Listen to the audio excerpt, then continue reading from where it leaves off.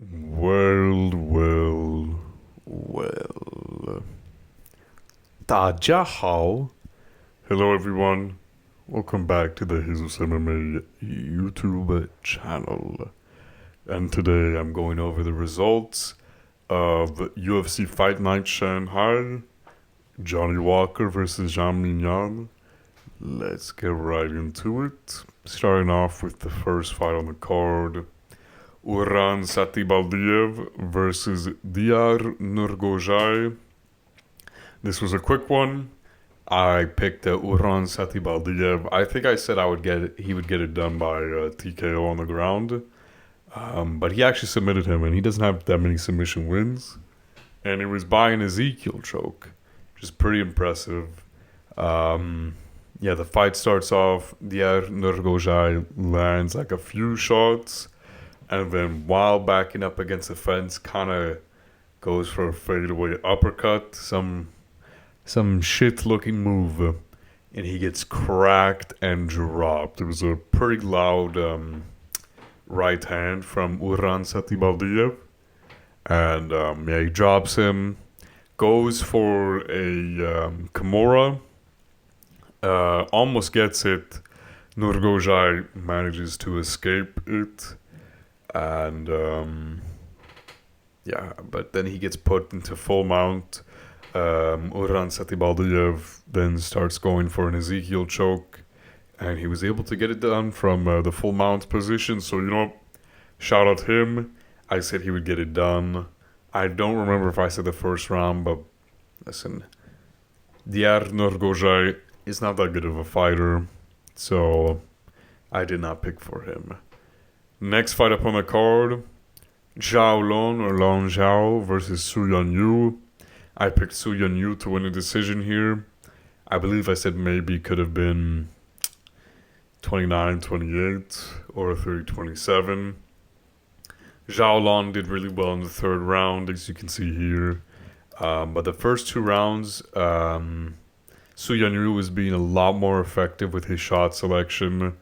The percentage of shots he was landing was a lot higher. He wasn't throwing out as many punches, but he was landing as many or a tiny bit more than Zhao. He was landing more effective shots in the first two rounds, picking his shots well. The crowd kind of made it sound like Lan Zhao was winning all the exchanges because they would, gasp ooh and ah at every single shot Lan Zhao would throw, but Su Yunyu was landing the more effective strikes. He got the win. Brother earned it. Shout out Su Yunyu for getting it done. Next fight up on the card, Yizha versus good old Weston Wilson. Look at the stats on this one. 17 total strikes to 0. 13 significant strikes to 0. 2 knockdowns to 0. Weston Wilson did nothing this fight. He was backing up. He got cracked up against the fence like I said he would. Got dropped and worked his way back up, but only to get folded up again. Put out cold. Yizha ran through Weston Wilson. I just can never pick Weston Wilson to win a fight. That's why I went with Yizha, even though I believe he didn't really have a win in the UFC, and Weston Wilson has at least one win, I believe. Let me go check. Let's see here. Yeah, he beat Jeka Seragi, but that's it's kind of a nothing win. I went with Yizha. He absolutely destroyed Weston Wilson, but they got it done. Next fight up on the card. Now, I did not predict this to happen. The first three I predicted well, but I don't know anyone who picked Kyle Daukus over Pereira, especially to knock him out. I don't know what's happened to Pereira. He started off well with a good body kick. They were just getting into the fight, and then I think Pereira lunged forward, and while he was exiting, kind of on his left side, I believe, his left side, Daukus caught him, kind of exiting the pocket with a nasty right hook, dropped him, and then pounced on him, landed some elbows, put him out twice on the ground. Referee stepped in, had to stop the fight. Pereira got right back up, but that was only because the ref got Daukus off of him. He got put out like immediately twice and then woke back up. But it was a good stoppage. It might have looked bad, but he was out.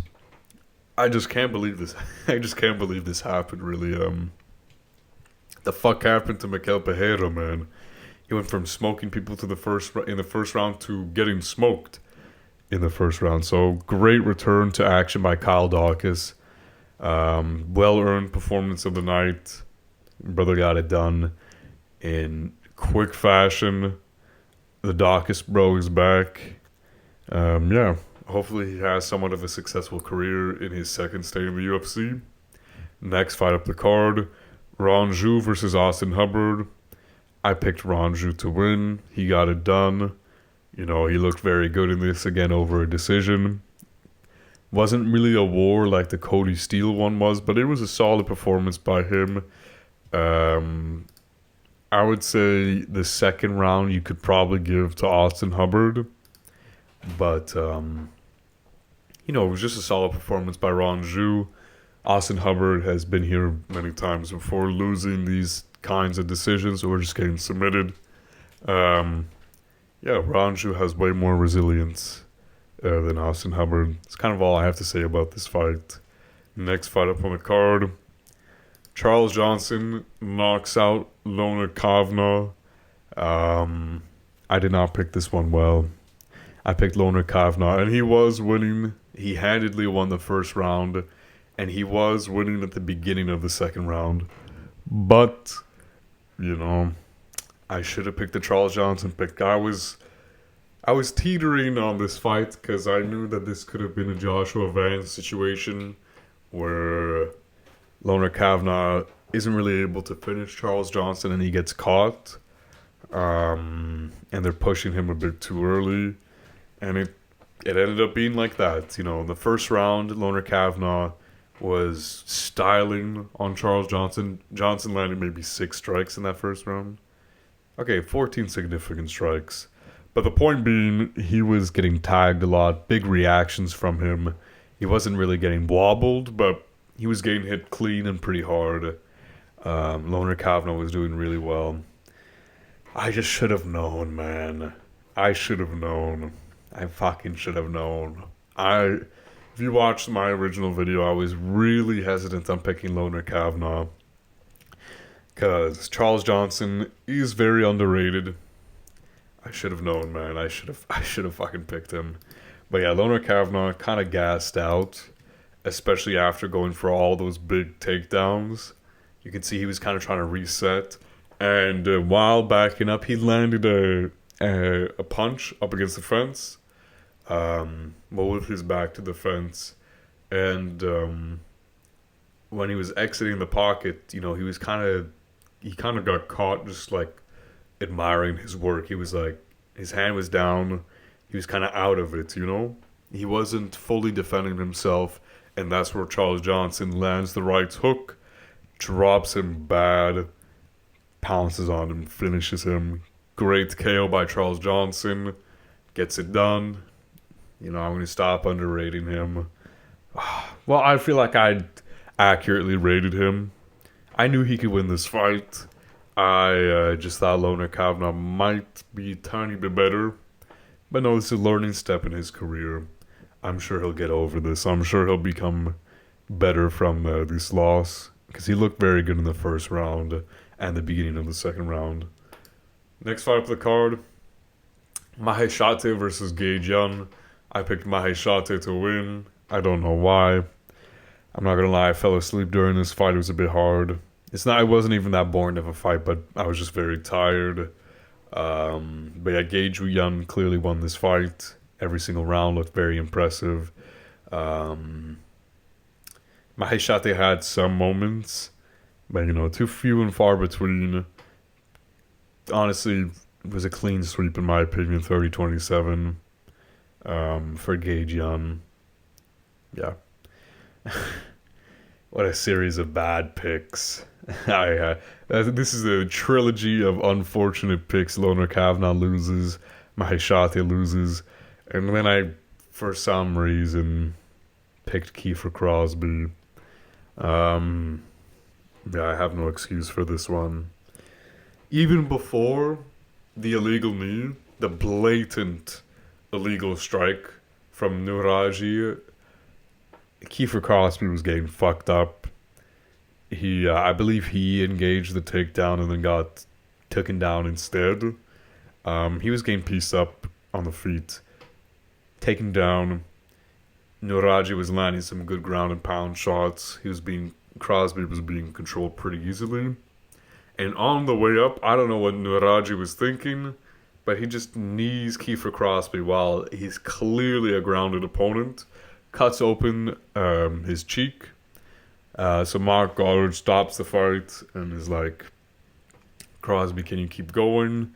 Crosbie says, yeah, you know what? I'm still good to go. 2-point deduction from Nueraji, which is fair because it looked very blatant and it was not accidental at all.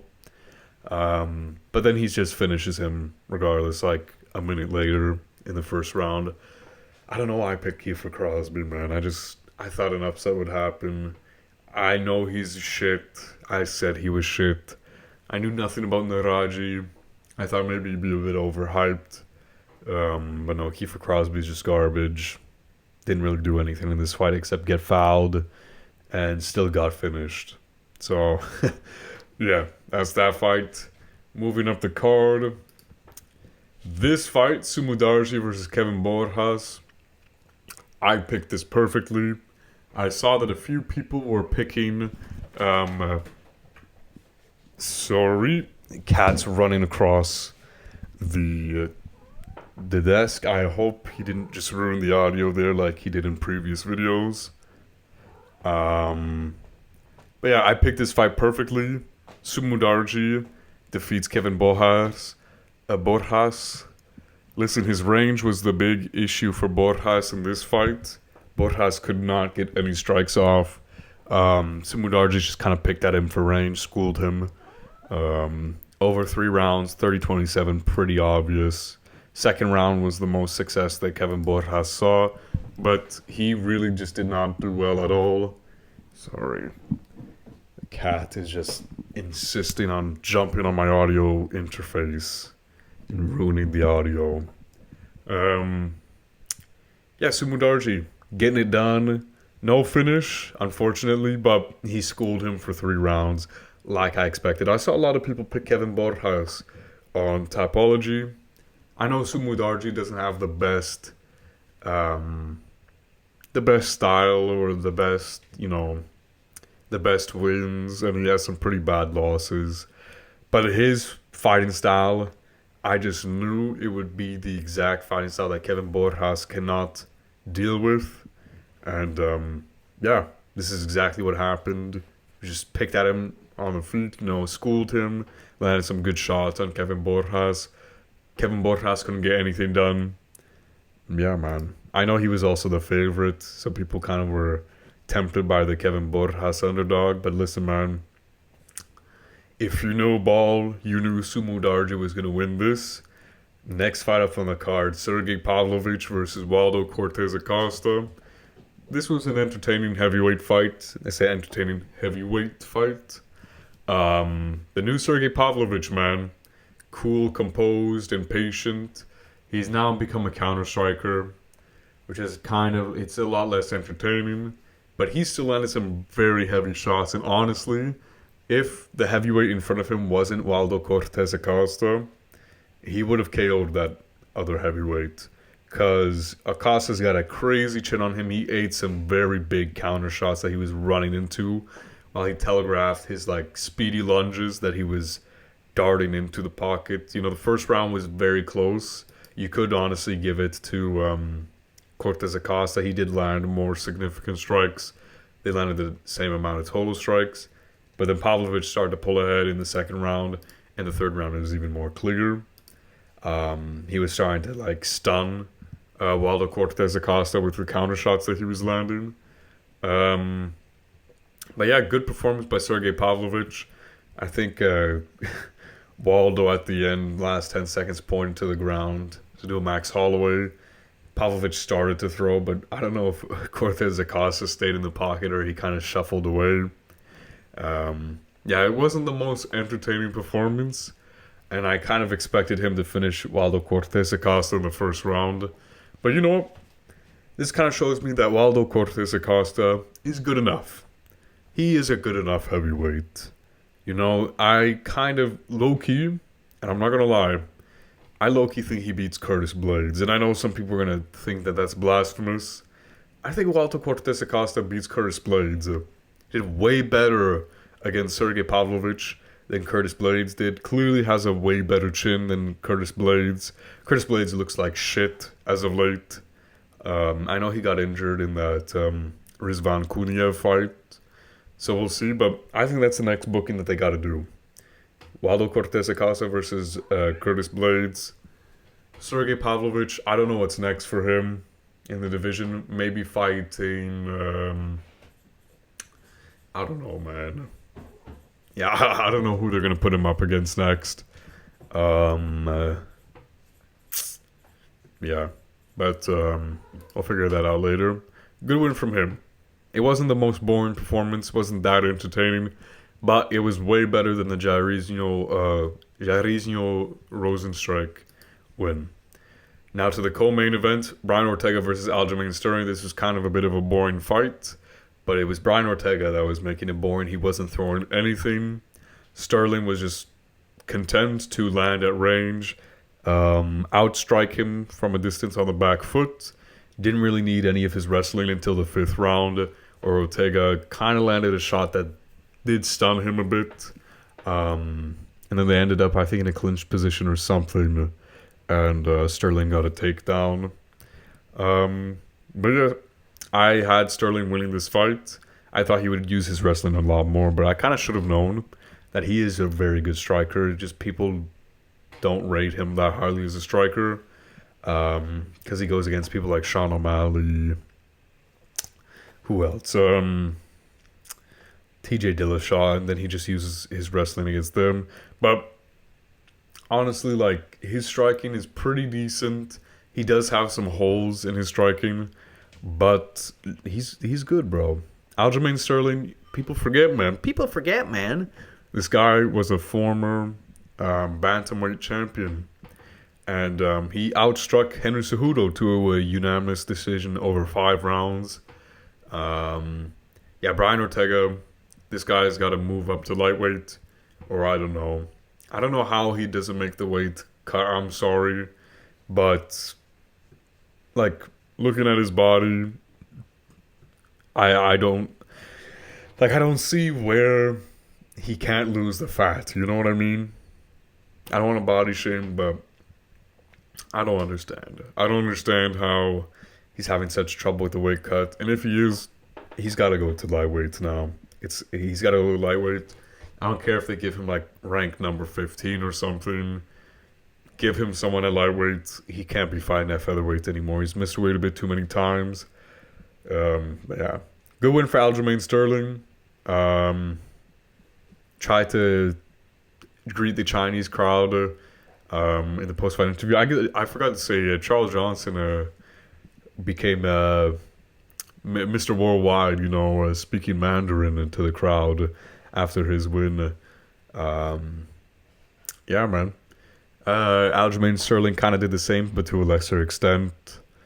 Yeah, man, he just looked very solid throughout this performance. Landed some pretty fancy shots in the third round. The third round, he was really starting to pick it up. And I think after that, the fourth, Brian Ortega kind of had a fire lit up his ass. So he started to actually try and press forward. But clean sweep on the cards from Aljamain Sterling. Getting it done. Honestly, I will say one thing.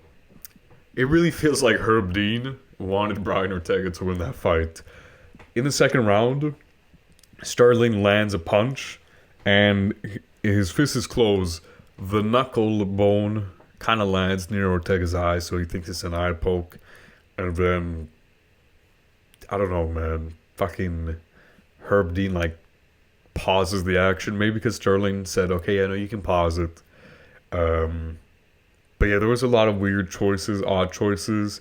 It was either the fourth or the third round. Herb Dean is telling Sterling, watch your fingers, Aljamain, watch your fingers. While Aljamain has his fist closed and his other hand is not pointed outwards. Like, the hand is open, but it's like near his chin, near his body. And you can see Sterling look at him like, the fuck are you talking about, man? Like, my fingers are not outreached. My fingers are not, like, I'm not in an eye-poking position. I don't know what you're talking about, man.